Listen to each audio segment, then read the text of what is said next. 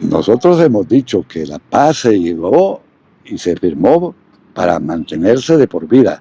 Eso es lo que hemos logrado nosotros con ese gran paso que dimos, y desde luego dejamos atrás lo que era la etapa dura, difícil, y desde luego también, diría yo, denigrante de lo que era una guerra fratricida entre todos los que éramos salvadoreños, porque lo más terrible que puede haber en una guerra, como las guerras civiles, que entre son los nacionales mismos de un país los que llegan a ese momento.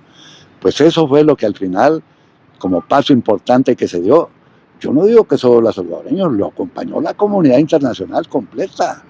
Y el secretario general de Naciones Unidas, que dirigió este proceso, ahora ya no con nosotros, don Javier Pérez de Cuellar, fue el hombre que puso todo su empeño junto con todos los países, México, Venezuela, Colombia y España, de poder hacer realidad este paso grande que dimos. Y alrededor de ello se unió la Unión Europea, se unió América Latina, todos en favor de que la paz del Salvador se lograra por la fuerza de la razón y no por la fuerza de las armas.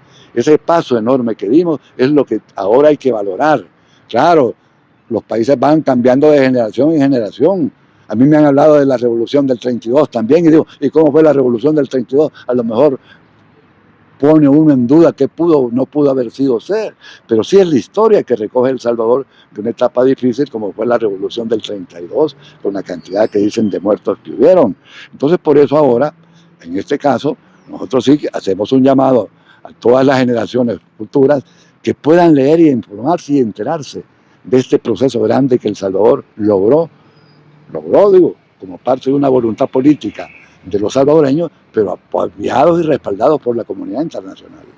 Con respecto siempre a los acuerdos de paz, ¿qué hace falta por cumplir de estos acuerdos? No, ya los acuerdos, el mismo secretario general, don Kofi Annan, a los 10 años de haber firmado los acuerdos, presentó su informe.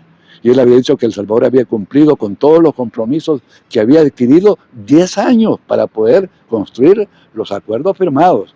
Los acuerdos se firmaron el 16 de enero del 92 y el 16 de enero del 2002.